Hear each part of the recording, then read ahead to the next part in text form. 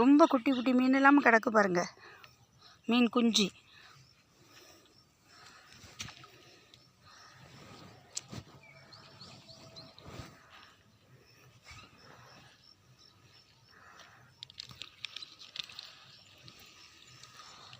இந்த சேறு வேறு காலை வைக்க முடியல பார்த்தீங்களா?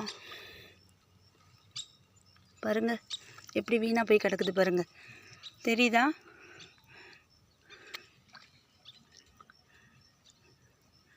பாருங்கள் இறால் கொஞ்சம் கூட கிடக்கு பாருங்கள், பார்க்கவே கஷ்டமாக இருக்குது இல்லை? பாருங்கள் இதெல்லாம் இறால்.